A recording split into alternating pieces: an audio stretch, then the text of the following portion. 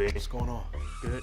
How does it feel to be a part of the Creed and the Rocky franchise? Yeah, I know. See, it's tough asking that question because you don't know exactly what that means. It feels amazing being a part of the Creed franchise. It's awesome. Coming from the world of Rocky, it feels good.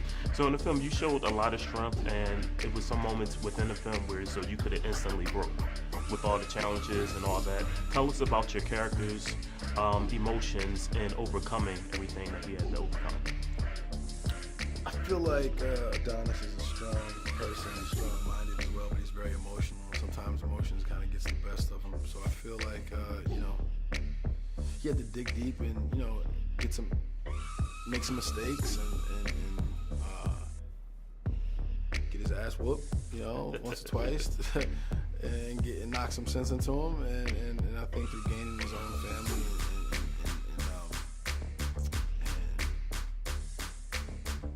and overcoming some obstacles that he was able to kind of see his way through to the other side. And there was a moment where he was concerned about the baby's hearing.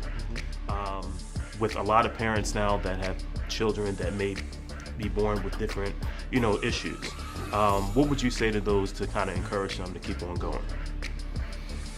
I feel, God doesn't make any mistakes, and I think, we got to give ourselves more credit to be resilient and to persevere through physical challenges. Just like Bianca, being able to not use her hearing loss as a crutch, but use it as a strength to to power her through to her goals and to her dreams. A good line from Rocky was, she's not feeling sorry for herself, so you shouldn't either. And I think that's really powerful. Is you gotta, you gotta take what you have and make the best out of it. And you can't, think shoulda, coulda, woulda, or what if. You gotta just move forward in the best way you can. Overall, what do you want people to get from the film once they see it on Thanksgiving? I want them to be entertained. I want them to laugh. I want them to cry. I want them to cheer. I want them to yell. I want them to feel upset and happy. I think it's a 360 film. There's a lot of themes of family, of love, of father and son story. There's a father and daughter story. I think there's a lot of great action in it. You get a chance to see the relationship between Adonis and Rocky, and old relationships between Rocky and Ivan Drago. I think there's a lot in this film, and if somebody walks away with a few of those, I feel like we did our job. So Tessa, how are you today? I'm good, thanks. How are you? Pretty good? Yeah. So you're in Creed 2. You was in the first Creed. Tell us about your experience. Oh, it was wonderful. I so enjoyed the process of making the first one. We all got so close, sort of as a family, as a work unit. So to get back together, we had so many of the crew members come back and join us from the first film. So it really felt like getting the gang back together. And I love being in the city of Philadelphia and making work here. So it's really special to me, and I'm really proud of the film. So Tessa, tell us about the strength that you had to display in your character, and just everything you all was faced with. Yeah, that to me is the most exciting thing about playing Bianca. So often we hear, especially in the current cultural conversation, about strong female characters and strong representation. And to me, the thing that really displays strength is to just have a character that's nuanced and complex and is finely drawn, not done with broad strokes. And I just love that about her. I think we take great care to make sure that there's specificity and that she feels like a real live, living woman. And I love that about her. And certainly many of the things that she faces in this film, whether it be her progressive hearing loss or having a child at a moment that's unexpected, or trying to, satisfy a dream that sometimes feels insurmountable. Those are all things that people experience all the time, and it's a joy to get to try to project that on screen in a way that feels honest. So when people go see Creed 2, what is the ultimate message you want them to get? Oh goodness, I don't know. I never think in terms of that. To me, the beauty of films and cinemas, people sit in a dimly lit theater and they leave with whatever they leave with. And I think what they leave with is also relative to what they come with, what's happening in their lives. One thing that I think is really profound in this film, a theme, is just about family. And obviously, since our film is coming out around Thanksgiving, people will be with their families or without their families. I think people will be stewing inside of what family means to them, whether it's the family that you're born into or the family that you choose, be it your friends or the people that are important in your life. And so I think that's something that's really powerful about this film. And something that, I think is good to honor, to think about how important family is. Because especially around the holidays, you can get into a space where like, oh God, the family. And the truth is, it's like a real privilege to get to be annoyed by your family. It's a privilege that a lot of people Oh, have. how are you guys? We're good. We're pretty good. Yeah. So in the film, you all played a dynamic duo, father-son.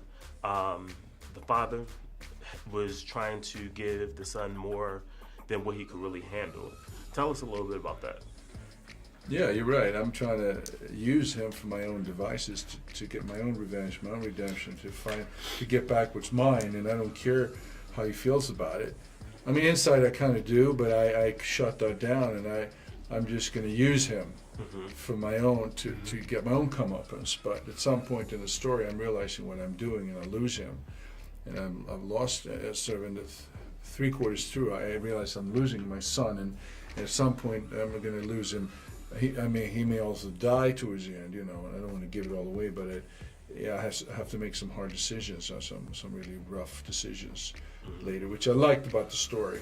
That it's the stakes are incredibly high, Definitely. which makes it a good part to play, Definitely. So your role, of course, you was the son. Yeah, the thing with Victor is that, he's not fighting for fame or money or any world titles. All he wants is, to make his father proud, the only person that he got in his life. And, he's fighting for love, for loyalty. And I think deep inside him, he has the desire to have a stable family, to have a mother and a father who both love him. And, he doesn't get a lot of love. So, what was the question? I kind of lost it here. No, pretty much just how did it feel as the character going through that experience? Exactly. So, I think like usually if a father is that tough on his son, he has like a balance, and the balance is the mother who shows the love and to kind of keep it equally emotional wise. But Victor didn't have that, right? He had no mother, and his father was tough on him, and all he desires was the love of his father.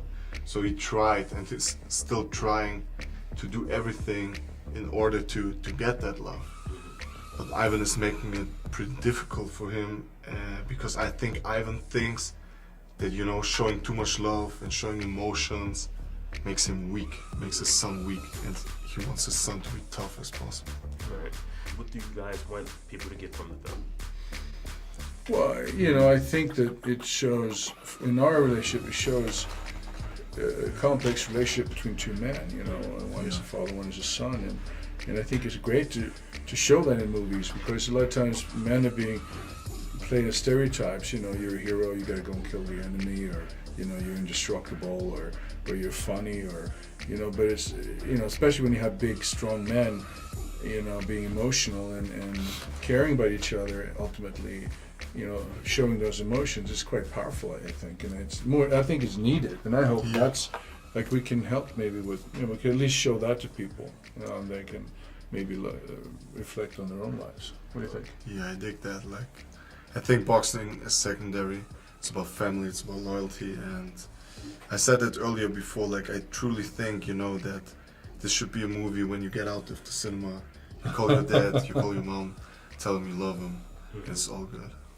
Thank you guys so much. Thank you, Thanks, sir. man. Good questions. All right. Thank you. Hey, Stephen, how are you? I'm great, man. Cool. So you're a young guy from Cleveland, Ohio, Yes. that just landed the gig with directing Yeah. Creed. Tell us about that. No, it's a crazy experience, man. I mean, you're right. Cleveland's a smaller city, compared to other places. So, to come from where I grew up and now to be here, promoting a huge movie, it means a lot. It means a lot to myself. I'm going back home to show the film there, to show people what's going on. Ultimately, go back home, and it's touching, man. The family feels good about it. Like, everyone feels good about it. Just still trying to take it in, definitely. Yeah. How was it working with Michael B. Jordan and Sylvester Stallone? Oh, I love working with them, man. I think working with them both, they're different kind of actors. And then Sly, I got to work with him on a filmmaker sense because he wrote this one, you know, and the Creed one. He didn't write the first Creed, you know, so this one, it was that collaboration, that kind of experience of talking script, talking story, and developing it with the window that we had. And then as an actor, you know, it was a whole nother thing, you know, to see him kind of put on his hat, bounce the ball, his leather jacket, and get into Rocky mode as soon as we landed in Philly. It was amazing.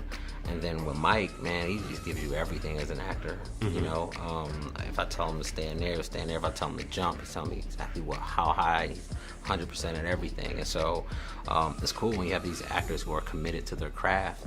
It allows you to just be you, have fun, and make sure you create this, creative safe zone for them to work. Yeah. Now tell us when you received the script. Yeah. And after you went through the script, and what was your mindset to try to bring everything to life?